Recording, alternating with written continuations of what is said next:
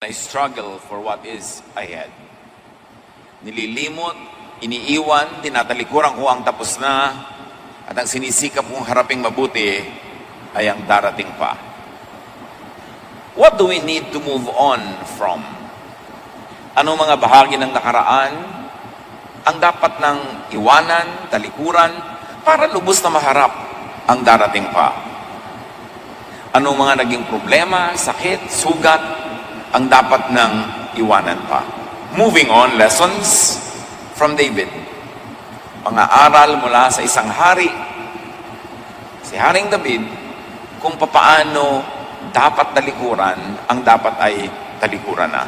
Panginoon, salamat po sa halimbawa na aming maaring pag-aralan, balik-balikan sa iyong mga salita na maaari namin maging gabay, liwanag sa aming buhay ngayon. Pakalinisin niyo po kami, ihanda ang aming puso at isipan na tumanggap ng pagtutuwid, pagtatama, pag-akay mula sa inyo, at nawangin yung magandang kalooban, siyang manaig sa aming buhay. Kayo pong mangusap, turuan niyo po kami. Nagpapasalamat kami tumihiling sa ngalan ng iyong anak na si Jesus. Ang isang napakabatang anak ni Haring David ay naghihingalo. Malubha ang sakit. Halos ay mamamatay na. 2 Samuel 12:16-17. So David went without eating to show his sorrow, and he begged God to make the boy well. David would not sleep on his bed, but spent each night lying on the floor. His officials stood beside him and tried to talk him into getting up, but he would not get up or eat with them. Ano ang mga handang gawin ng isang magulang kung ang kanyang anak ay nag-aagaw buhay at napakalubha? Si David, hindi kumain habang may sakit ang kanyang anak, hindi siya humiga sa kanyang magandang kama. Sa halip ay sa malambot at sa matigas at malamig na sahig siya nahiga. At anumang pakiusap sa kanya ng kanyang mga opisyalis ay hindi niya pinakinggan.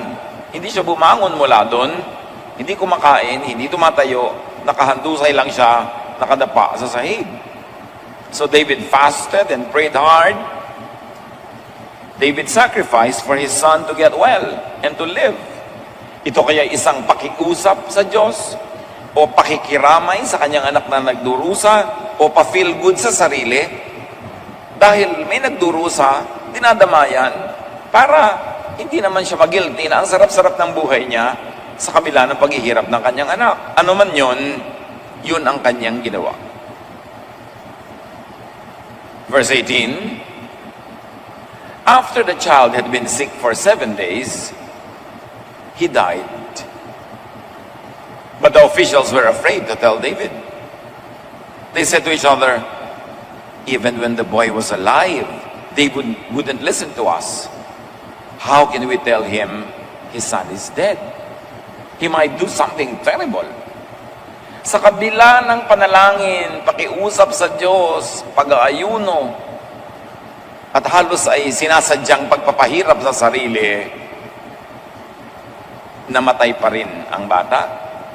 Kaya lalong nalito ang kanyang mga opisyales. Sabi niya, nung buhay ang bata, hindi siya nakinig sa atin. Ngayong patay na, ano pa kaya ang mas masahol na pwede niyang gawin? So in spite of David's prayers and sacrifices, the boy died. And David's officials couldn't tell him and were afraid. Verses 19-20. David noticed his servants whispering, and he knew the boy was dead. Did my son die?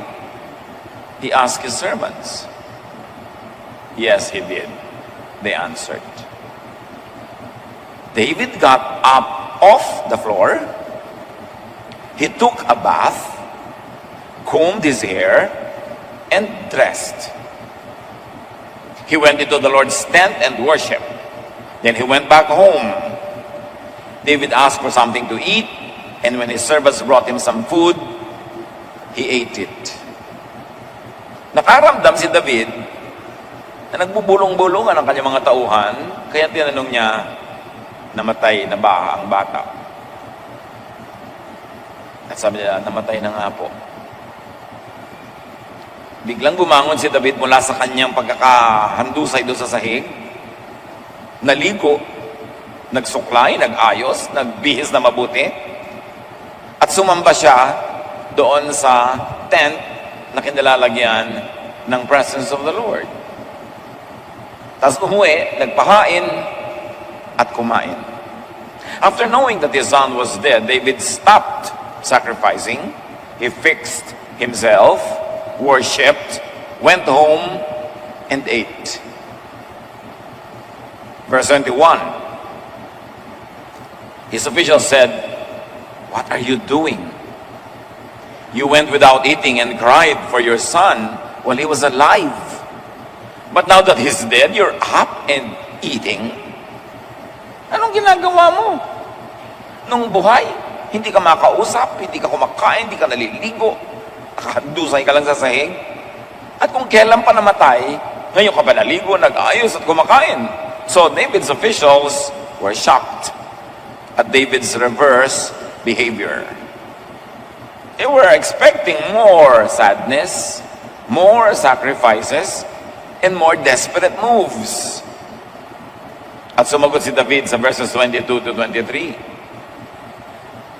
While he was still alive, I went without food and cried because there was still hope. I said to myself, who knows? Maybe the Lord will have pity on me and let the child live. But now that he's dead, why should I go without eating? I can't bring him back. Someday I will join him in death, but he can't return to me. Buong bilis na sinagot ni David ang pagtataka ng kanyang mga tauhan kung bakit kung kailan namatay na yung bata, tsaka pa parang sumiglas siya at nabuhay at kumain. Sabi niya, nung buhay pa, nagayuno ako, umiyak, nanangis, dahil may pag-asa pa. At sinabi ko sa sarili ko, baka naman kahabagan ako ng Diyos at ibigay ang hinihiling ko. In other words, it was a bargain. It was just his personal belief, hindi yung doktrina na pwedeng gayahin ng lahat. Pero naniniwala siya at umaasa na baka sakaling sa pagpaparusa niya sa kanyang sarili, sa kanyang pagdurusa at pagtitiis, kahabagan siya ng Diyos at ibigay ang kanyang hinihiling. Pero alam nating hindi ibinigay. Hindi ibig sabihin hindi nahabag, pero hindi yes ang sagot ng Diyos. At sabi niya, nung may pag-asa pa, buhay pa, talagang gagawin ko ang lahat at ginawa ko ang lahat. At siyempre, kasama na dun yung ginamot ng mga doktor ng kaharian niya. Lahat ng available na pwedeng ipakain, igamot sa bata, natural, ginawa. Pero sabi niya ngayon, patay na siya, ano pang magagawa ko? Bakit patuloy pa ako mag-aayuno? Bakit patuloy pa ako malulungkot? Ano man ang gawin ko, hindi ko na siya maibabalik. Darating ang panahon, ako ang pupunta sa kanya sa kabilang buhay, pero siya hindi na babalik sa akin. So David explains his actions. Why go on with fruitless sacrifices? The situation could not be changed. It only had to be accepted and adjusted to. Hindi na mababago ang nangyari, kailangan nilang tanggapin at kailangang itugma ang pang-araw-araw na buhay sa ngayon bagong katotohanan na nasa kabilang buhay na ang bata. Sinabi ni David, the dead cannot return. We go to the dear departed when we die also. We join them in the afterlife, but they cannot join us again in this life. In other words, David was reflecting a very prevalent belief that it is usually a one-way street. The door to eternity is a one-way street. Lahat papasok lang doon, pero walang bumabalik. Kaya napakahalaga na atin agad matutunan na if you have life now, live now. Kasi pag nawala na yung buhay na ito na pahiram, nasa kabilang buhay ka na, hindi ka na talaga kasali dito. nasa kabila ka na. At yung mga naiwan naman, ay kailangan tanggapin ang katotohanan na yung mga naunay nauna na, at kailangan na nila ngayong bumangon, maligo, sumamba, mag-ayos, kumain, mabuhay. Dahil ang mga buhay pa dito sa lupa ay dapat mabuhay pa dito sa lupa. Hindi kailangang itigil ang buhay dito sa lupa dahil meron tayong mahal sa buhay na sumakabilang buhay na. Sabi ni David, hindi magtatagal. Darating ang panahon, tayo na naipupunta doon at sasama tayo sa kanila. Pero para sila ay isipin pa natin sumama sa atin dito, hindi yun mangyayari. Kaya kailangan ang buhay natin na narito pa ay ipamuhay bilang narito pa. And these are the moving on lessons from David. When someone or something you love is ill or dying, do what you can. May nag-aagaw buhay, merong may sakit, may naghihingalo, merong may karamdaman, gawin mo ang pwede mong gawin. Pray hard. Find cure. Halimbawa sa 2 Kings 5:3, dahil may sakit si Naaman, may ketong, sabi ng kanyang alipin na taga Samaria, she said to her mistress, if only my master would see the prophet who is in Samaria, he would cure him of his leprosy. In other words, humanap ka ng doktor, humanap ka ng lunas, at yun naman ang talagang ginawa ni Naaman at gumaling nga siya. At sa Timothy, sabi ni Pablo sa kanyang alagad na may sakit, laging sira ang tiyan, stop drinking only water and use a little wine because of your stomach and your frequent illnesses. So gumawa ka ng paraan, hindi ka lang magdasal.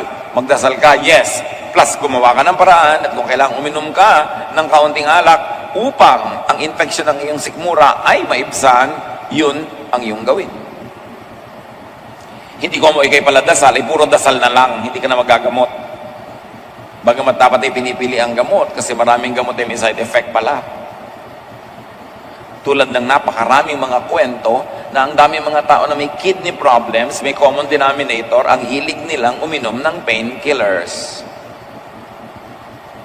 At maraming mga doktor ang sumasang-ayon, nakikita nila sa maraming mga kailangan i-dialysis, mga tao na ang kidney ay nagpa-malfunction o bumibigay, marami sa kanila may common history of taking a lot of painkillers. So, siyasatin nyo yan, i-research nyo, dahil baka kayo mahilig dyan, kailangan alamin nyo talaga kung may connection yan.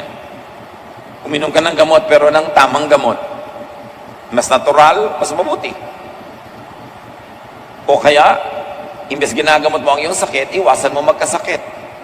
Palakasin mo ang iyong katawan, kumain ka ng tama, mag-exercise ka, eat very clean and healthful foods.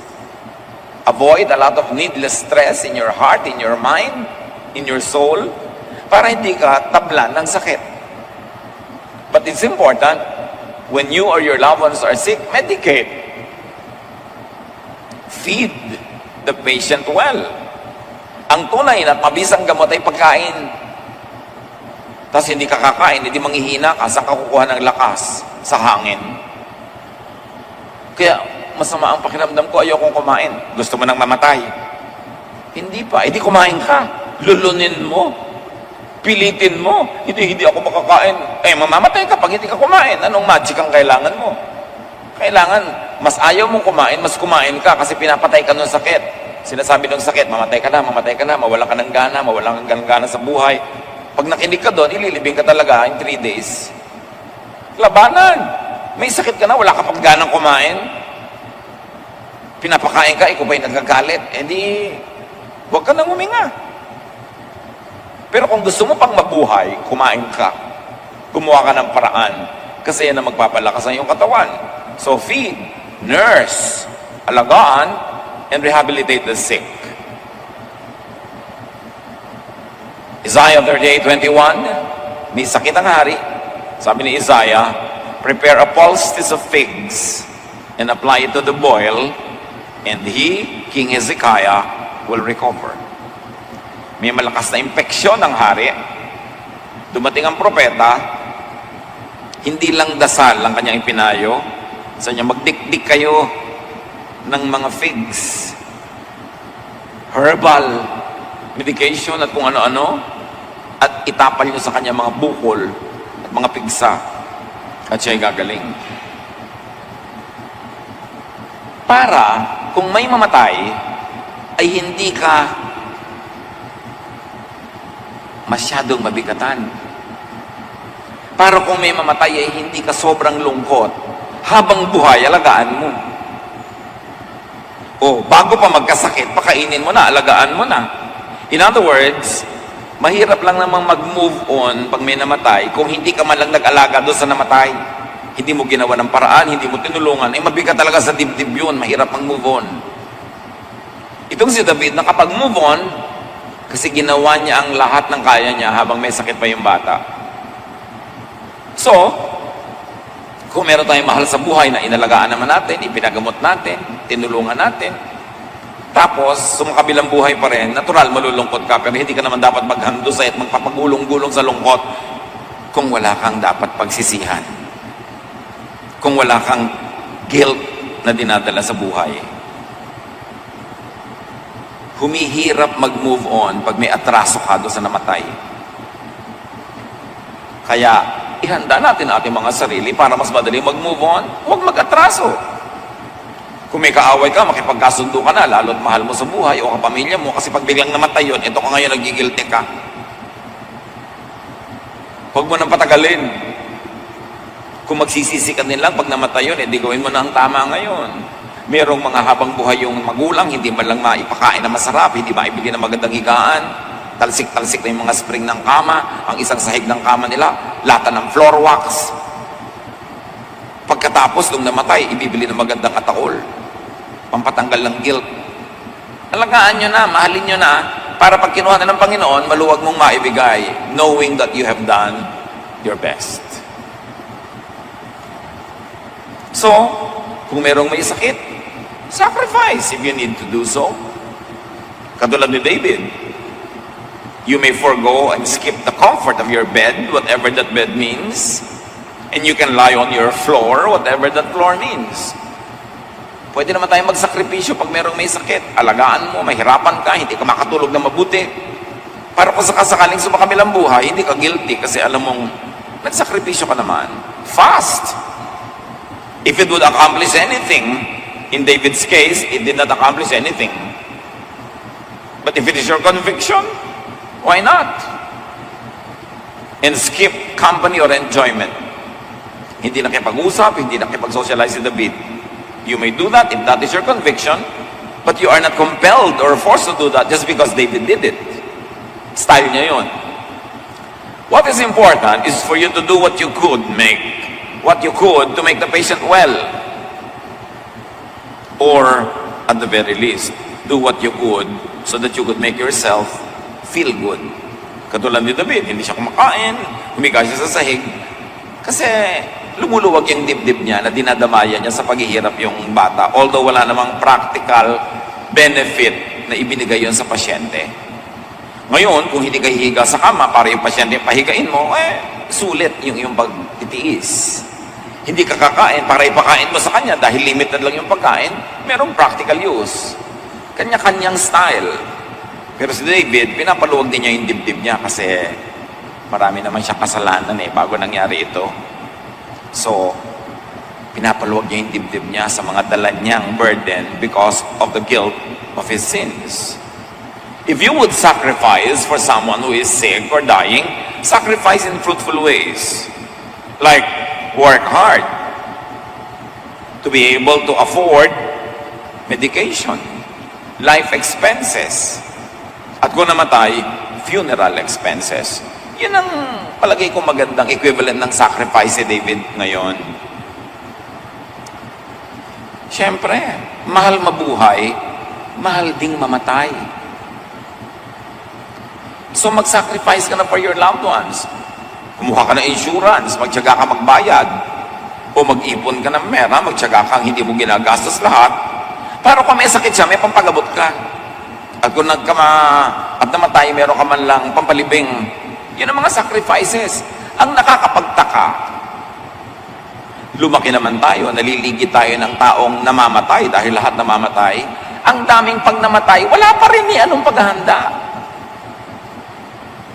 Walang lote na libingan, wala man lang insurance pambili ng ataol, o kahit malaking Tupperware, wala man lang hinanda. Walang-wala. So pag namatay, yung mga namatayan, hindi malaman kung malulungkot ba sila dahil namatay yung tao o dahil wala sila magastos. So at least kung malulungkot ka lang dahil namatay yung mahal mo sa buhay, pero may konti ka naman paghahanda para hindi doble yung lito at doble yung kalungkutan. It is not a surprise that people die, that people get sick, and yet so many people have no preparation at all. Kaya mga responsabling magulang, lalo't yung kinakasihan naman ng kabuhayan, bumibili na sila ng mga memorial plan, bumibili na sila ng memorial lot. Sasabihin pa ng iba, "Uy, ba't ka bumibili niyan? Baka ka mamatay." Eh, di ba yung lola natin, wala namang memorial plan, walang memorial lot, namatay din. Bakit ka matatakot sa mga memorial plan? Baka ka mamatay. Ang mahirap yung mamatay ka na wala ka malang pagsidlan. Hindi naman surprise darating yan. So mag-sacrifice tayo for that, so that when people are taken to the next life, magaan-gaan ang dalahin natin dahil meron tayong paghahanda. But when who or what you love dies, despite your prayers, your intervention and sacrifices, and by what we mean, not only people, but plans, dreams, desires, projects, relationships, because those also die. Hindi lang tayo kailangan mag-move on dahil may namatay na tao. Kailangan din tayo mag-move on dahil may namatay na project, may namatay na relationship, may namatay na business, may namatay na plano. Mag-move on din tayo dapat mula sa mga yon. Ang mahalaga, sa kabila ng panalangin, sa kabila ng intervention at sakripisyo at namatay pa rin, learn from David, move on. Move on. Ewan ko kung meron pa ngayong drama yung mga iba na pag may namamatay, isama mo na ako, isama mo na ako. Hindi pa ako nakakarinig nun ngayon lately. Pag naman itinutulak mo pa doon sa hukay, iwas ang iwas, ayaw mahulog. Anong drama yung isama mo na ako? Kaya ka nga buhay pa yung pang-assignment mo. Anak ka, asawa, namatay yung mahal mo sa buhay, may assignment ka ngayon sa buhay na gagawin. Kaya huwag ka munang mag-aspire na sumama. Marunong ang Diyos, alam niya kung kailan ka kukunin. So habang hindi ka pa kinukuha, move on. Philippians 3:13, but one thing I do, forgetting what is behind and straining toward what is ahead. The past is to be learned from, but the past is to be left behind and forgotten so that you will heal. Isaiah 43:18, forget the former things. Do not dwell on the past. At maraming mga social scientists nagtatanong, bakit ang mga Pilipino hindi mahilig sa history? In fact, ayaw sa history. Siguro bukod sa hindi masyadong creative at maganda ang pagtuturo sa eskwelahan ng mga history, kasi rin ang history natin, punong-puno ng dusa at pait. Masakit. Bakit galit na galit ang ating mga kababayan sa mga very recent political events? Nagrarally laban sa ganitong dating mga gobernador, mayor, presidente, pero walang nagrarally laban sa mga Hapon. Ang daming inubos ng Hapon dito sa Pilipinas, pinabayoneta ang mga tao, sinusunog, giniba ang buong Pilipinas. Ba't walang nagrarally laban sa Hapon? Kung talagang gusto mo mag-rally against injustice. Nung araw nga daw, ang mga Pilipina, pagka may Hapon, takbuhan palayo. Pero ngayon daw, Hapon, takbuhan palapit. Bakit? May mga pinipili lang tayo ng mga pain. Siguro kaya ayaw natin masyado ng history kasi masakit. Kaya itong Maynila, hindi na halos na-repair after the World War. Kasi sobra ang ginahasang mga babae, pinatay ng mga tao dito sa Ermita, dyan sa area na yan, ng Intramuros.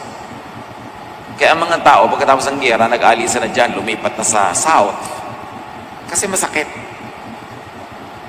Kaya ang sabi nitong si Isaiah, do not dwell on the past. And if ever you will dwell on the past, dwell only to learn the lessons from the past. Pagkatapos, move on ka na. Look forward. Move forward. Move on to God, to godliness, to spiritual refreshment. It is easier to move forward and to move on if you did yesterday's work well. Sasabihin pa, madaling sabihin mag-move on. Pero mahirap gawin. Totoo, mahirap yung gawin, pero mas mahirap kung alam mo na dapat may nagawa ka pero hindi mo ginawa. May pwede ka pa sanang gawin pero hindi mo ginawa. Kaya nga mga kapatid, kung may tapos na, nagkulang tayo halimbawa sa isang taong namatay na, nagkulang tayo sa isang pangarap, sa isang relasyon na namatay na rin, tama na ang kaisip doon, but learn from it. At sa mga darating pang pagkakataon, i-apply natin yung natutunan natin. Kung may relasyon ka, alagaan mo. Kung may pangarap ka, habulin mo. Kung may project ka, galingan mo. At kung may mahal ka sa buhay, mahalin mo. Alin man doon ang mamatay, malungkot ka lang pero hindi ka nagsisisi. Mas dumadali mag-move on. At kapag nangyari na yung ayaw mo mangyari, namatay na talaga ang pangarap, ang relasyon, ang tao, get up from your hard, cold floor. Get up from your sacrifices. Si Naomi ng ibang bayan, kasama ang kanyang asawa, tapos may dalawa siyang anak na lalaki na sa ibang bayan na yun, nagkaroon na ng mga asawa, pero namatay ang kanyang asawang lalaki at ang dalawang anak na lalaki. So anong ginawa ni Naomi? Bumalik siya sa Judah. Ruth 1:7, with her 2 daughters-in-law, she left the place where she had been living and set out on the road that would take them back to the land of Judah. And in a manner of speaking, the road that would take her back to life. Nawalan siya ng anak, nawalan ng asawa, pero may natira siyang isang manugang na babae na piniling huwag siyang iwanan at sumama sa kanya sa pag-uwi niya sa Judah, bagamat hindi naman taga ron yung kanyang manugang na babae. At itong babaeng ito si Ruth, na nagkaroon ng pagpapalang magkaroon po muli ng chance, nagkaroon ng asawang may kaya, kaya si Naomi, nabyanan niya ay nataguyod hanggang pagtanda. The end of a loved one's life is not the end of your life. The end of a dream is not the end of the world. You are alive. God gives you alive because your life still has a purpose. At imbes mahilam ka ng luha, dapat mong tigilan ang pag-iyak para luminaw ang iyong pananaw at makapaglakad ka ng maayos at magawa pa ang pinagagawa ng Diyos, tamasahin pa ang ipapatamasa ng Diyos hanggang tayo naman ang tawagin. While alive, live. You have a lot of time in the next life. Ang napakakonti ay yung oras natin dito sa buhay na ito. Kaya huwag aksayahin. Huwag puro future lang na naman ang utak. Kasi ang haba ng future, you have all the time for it. This life that is borrowed is very short. Make the most of it. So, when somebody goes, let go. Kailangan tayong pumayag na siya ay sumakabilang buhay. Pag may mahal tayo sa buhay, matapos tayong malungkot, magulat, release that you're departed unto God. Tayo, meron bang mahal sa buhay na kinuha na ng Panginoon? Kinukuha na ng Panginoon, hawak-hawak niyo pa sa paa, hinihila niyo pa, ayaw niyo pang ibigay. Bakit? Sino bang kumukuha? Mas maaalagaan nyo ba yun kaysa pag-aalaga ng Diyos? Mas mamamahal nyo ba yun kaysa mahal ng Diyos? Yes, mahal natin, pero mas mahal yun ng Diyos. So kung kinuha na buong puso at maluwag ang dibdib, na ibigay natin sa Diyos. Release your loved one that already left this earth.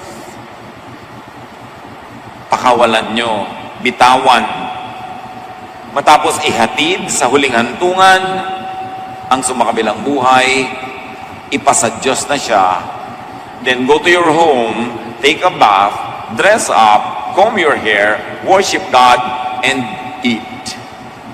Get on with life. Fix yourself. Like David after his young son's death. Ayusin ang sarili. Make yourself comfortable. Paginawain ng buhay, kasi nahirapan ka na nag-alaga, nahirapan ka na maglibing, pagkatapos doon, make yourself comfortable. Paginhawahin na ang ating buhay, pagaanin na ang dinadala araw-araw. Refresh your body. Take a bath, shower, whatever it means. Make yourself feel and look good. Comb your hair, dress up, and be presentable in God's tent. Worship. At isang trip din ito sa mga may paburol, may palamay, kung kaya natin, look good. Look fresh. Habang kaya, huwag naman yung mukhang gulo-gulo ka at mukha kang tiriringgay. Kasi, glorifying sa Lord, natanggapin natin yon. And to still look presentable, because people will condole with us, people will come and be with us. So, dapat makaminister din tayo sa kanila dahil sila man nasasaktan, nahihirapan ng loob na tayo'y namatayan. So, pagaanin natin ang loob nila na huwag dagdagan pa na mas mukha pa tayong miserable kasi doon sa bangkay. Yung bangkay nga, naka-makeup pa. Diba? Nakaayos. Tapos ikaw, mukha kang ibong sa bukot. Ayusin ang sarili. Kasi, sana kung sa hindi pag-aayos, mabubuhay yung patay, hindi rin naman. So, do your part. Harapin, ituloy ang buhay. So, after letting go, after releasing the person to God, what do? You reattach to yourself. Kasi pag nag-aalaga tayo na may sakit, naglilibing tayo, nadedetach tayo from the self Naka-attach lang tayo sa memory ng tao. But after you have done this, reattach to yourself. Tulad ng ginawa ni David. Find yourself again. And care for yourself again. Hindi masama yun. Hindi nakaka-guilty yun na pinapasarap mo yung buhay mo, kumakain ka. Uy, kalilibing-libing lang ng tatay, kakain tayo masarap.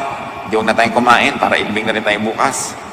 Bakit mabubuhay ba siya kung di tayo kakain? Tinuruan na tayo ni David ng example. Pick up your life and go from your house of sacrifice and mourning to the tent of the Lord. Worship. Yan ang unang dapat mong gawin pag dumanas ka ng lungkot at hirap. Go to the house of the Lord and worship. At sabi ni Job, no, ang kanyang mga anak ay namatay, ang kanyang mga kayamanan ay naubos, ang kanyang mga tauhan ay nagkandamatay, at ang kalusugan niya ay nawala. Job 1:21, the Lord gave, and the Lord has taken away. May the name of the Lord be praised. Mga kapatid, ipinanganak ka walang asawa. Ngayon, pinagpala ka ng Diyos, pinahiram ka ng asawa ng ilang taon. Tapos nung binawi, galit ka sa Diyos. Ipinahiram lang Magpasalamat, nakahiram. Ipinanganak ka mag-isa, wala ka naman dalang anak, nagkaroon ka ng anak, tapos nabawi ng Panginoon, nauna pa sa'yo, tapos magdaramdam ka.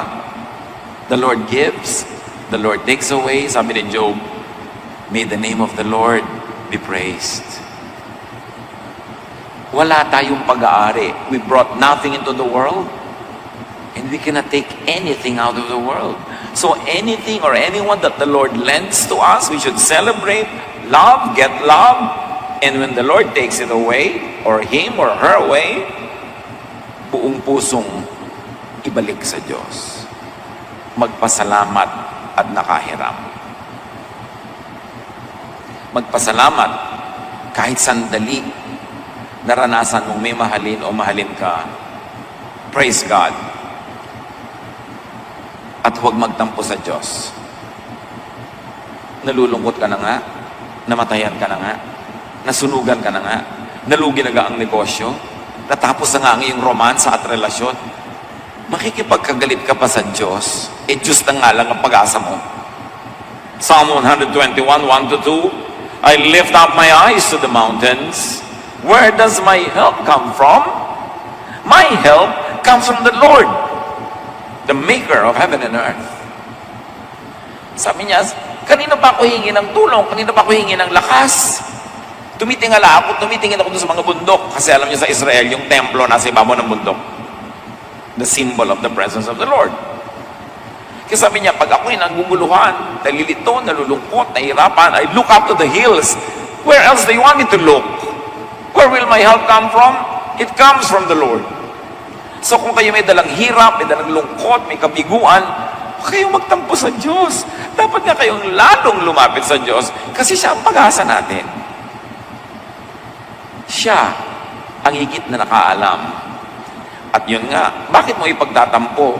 Yung kanya ay binawi, hindi naman sa'yo, pinahiram ka lang. Dapat ka magpasalamat at nakahiram.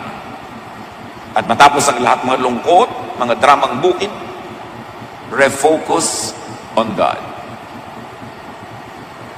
On your relationship with God. Ang ginawa ni David nung yung anak niya ay namatay na, nilet go na niya, pinutol na niya yung sobrang hawak niyang mahigpit, at naligo siya kasi haharap siya sa Panginoon sa worship. Ginawa niya ang sarili niyang presentable, ceremonially clean, kasi nga na-involved siya with funeral issues. Ang una niyang ginawa, sinariwa niya ang relasyon niya sa Diyos. So refresh your spirit and your mind. Baguhin ang pag-iisip. Huwag mag-focus sa lungkot, sa nakaraan, sa nawala. Mag-focus sa mga darating pa. Psalm 51:10, create in me a clean heart, O God, and renew a right spirit within me. The temptation after someone or something dies is to feel bad toward and blame God or others or oneself. Yan ang tukso. Pagka merong nawala sa buhay natin, sisihin ang Diyos, sisihin ang iba, o sisihin ang sarili. None of that will accomplish anything good. Para yung isang Shunammite woman, walang anak, pinagkalooban ng Diyos ng anak, tapos namatay yung anak, bitter. 2 Kings 4:27-28. The mountain, she took hold of his feet. Gehazi came over to push her away, but the man of God said, leave her alone. She is in bitter distress. At sabi ng babae sa propeta na nag-prophesy na magkakaroon siya ng anak, did I ask you for a son, my Lord? Didn't I tell you, don't raise my hopes? Matagal kasi ang babaeng ito walang anak eh. Nung na-encounter siya ng propeta, midless siya ng propeta, sabi niya magkakaanak ka. Ngayon, nagkaanak. Lumaki yung bata. Nung namatay, pumunta siya sa propeta. Sinisisi niya, bakit? Humingi ba ako sa'yo ng anak? Di ba sabi ko, huwag mo ko paasahin? Ganon ang tendency ng marami, manisi. Do not give the devil the chance to tempt you to blame yourself, others, and God. Especially in matters of life and death, it is God who is in charge. Kung gusto kang kunin ng Diyos, walang makakapigil. At kung ayaw kang kunin ng Diyos, walang makakapilit. Di ba? Meron ganun mga asawa, pinag-prepare, Lord, kunin niyo na pong husband ko.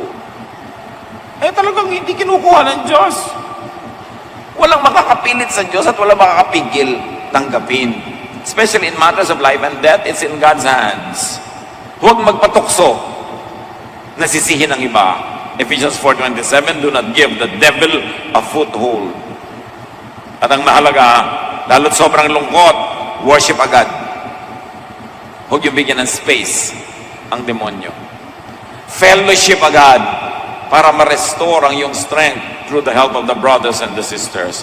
Psalm 34:18, the Lord is close to the brokenhearted and saves those who are crushed in spirit.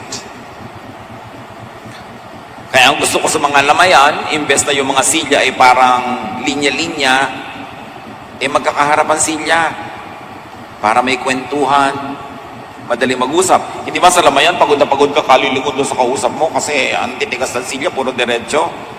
Alam niyo, makipagkwentuhan sa mga kapwa nalulungkot, kapwa namatayan, malaking therapy yan. Masarap magpalakas ng loob at nakakapagpasaya up to a point. Kaya dapat i-encourage natin sa lamayan, kwentuhan. Hindi yung haba-habang program, dumating ka na sa patay ng 8 o'clock, 9:30 na, hindi pa tapos yung service. Inip ka na dahil gusto mo na mag-emote sa harap ng patay at tataol, pero may program, hindi ka makalapit. Tapos may mga mag-eulogize, nung buhay yung mahal nila sa buhay, hindi pinuri, ngayon namang namatay, lahat na nakapurihan, ang haba-haba. Hindi na matapos-tapos. Dapat ang mga program sa patay, maiksi lang. Maraming oras dapat na mag-usap, magkumustahan, so that those who grieve will find comfort in each other. Importante yung merong ganong therapy ng mga namamatayan, hindi puro program.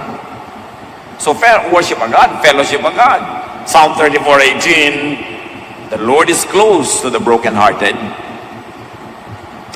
and saves those who are crushed in spirit. Alam ng Diyos, naiintindihan ng Diyos pag malungkot tayo. Lumapit sa Kanya. And then go home to a changed house, a changed outlook, a changed attitude. Lesson yan from David. From sacrifice to recovery. At pakaisip-isipin Romans 8:28, and we know that in all things, God works for the good of those who love Him, who have been called according to His purpose. Marunong ang Diyos, at di ba natin laging nauunawaan, ang ginagawa ng Diyos ay siyang mabuti, lalo sa mga nagmamahal sa Diyos.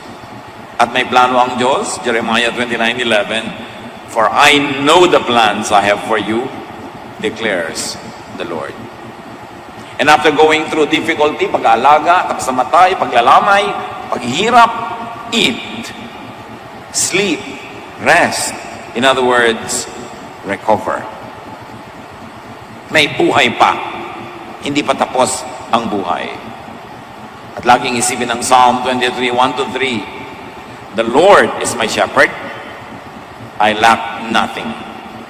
He leads me beside quiet waters, He refreshes my soul.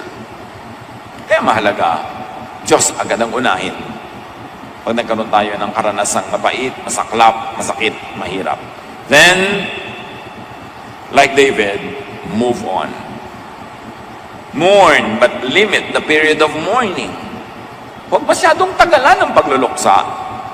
Numbers 20:29, when the whole community learned that Aaron had died, all the Israelites mourned for him 30 days. Desisyon nila yon, kaugalian nila yon. Ikaw mag-determine, pero huwag kang mag-mourn forever. Assignment mo pang mabuhay, dapat mabuhay ka. At kung meron namang namatayan ng asawa, alam natin, bagamat hindi madaling tanggapin ng iba, na ang pinakamadali at pinakamabisang paraan, mga anak, huwag niyo naman pagkaitan ng nanay niyo o tatay niyong mag-asawa muli. Kita naman yung lahat na inilibing niyo na nga yung asawa niya. Wala na talaga. Bakit ayaw niyo naman siya bigyan ng pagkakataong lumigayang muli? Sabi niya, ako, yung mapapangasawa niyan, makakahati lang namin sa mana. Ayun pala naman, mana yung issue. Ano na ba naman yung mamanahin? Konting lupa sa kuko. Nag-aagawan pa. Mga gibagibang gamit. Huwag kayong maging cruel or harsh doon sa nag-aasawa muli. Yung iba, chichismisin pa. 2 taon pa lang namamatay asawa niya, na? May boyfriend na. Kailan gusto nyo, 20 taon? Bago makamove on yung tao. Bakit? Kinakamot yung may likod niya kung makate. Inaabutan nyo ba ng kape? Tinetextan nyo ba ng, eat na you? Hindi naman. So bakit niyo hayaan na magkaroon na may magmamahal sa Kanya? Do not be unkind and cruel to widows or widowers who would like to find love again. Be kind to widows. Be kind to widowers. Give them another chance at life. No matter how loyal you are to your nanay o tatay who died, it doesn't mean that you have to be unkind to the surviving parent. At tapos magkakaitan nyo. Pero syempre, ang mabuti talaga niya, nanay o tatay na mag-aasawa uli, bumukod kayo ng bahay. Huwag niyong paghalu-haluin dahil gera mundial.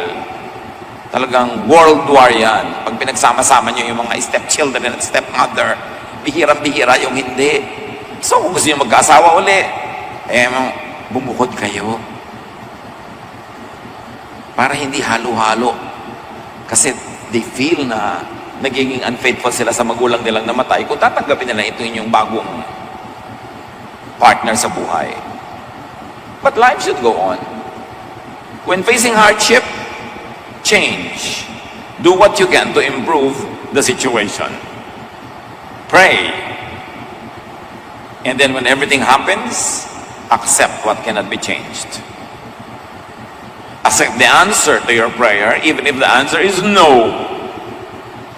God determines what the answer is. Nagtatanong lang tayo, humihiling. Diyos ang may pasya. At hindi man ibigay ang gusto nyo, huwag magtampo. Habakkuk 3:17-18, though the fig tree does not bud, and there are no grapes on the vines, though the olive crop fails, and fields produce no food, though there are no sheep in the pen, and no cattle in the hills, in the stalls, yet I will rejoice in the Lord. I will be joyful in God, my Savior. Sabi niya, kahit walang bunga mga puno, walang mga hayop sa kulungan, kahit na hindi ko magkukuha yung gusto ko, ipagdiriwang ko pa rin ang Diyos. Pagdiriwang pa rin ako sa Kanya. Kasi wala man ang lahat ng yon, kung ang Diyos ay nasa puso ko, I have everything. So huwag niyo isipin na nawala na ang lahat dahil lang naputo lang isang pangarap, naputo lang isang relasyon, nawala ang isang negosyo, nawala ang isang property. Oo, may isang mahal sa buhay na kinuhanan niya. Habang ang Panginoon nasa ating puso, punong-puno pa tayo. Dapat nating tandaan yon. And those who are able to move on should minister to those who are having difficulty moving on. But when all things are said, isa lang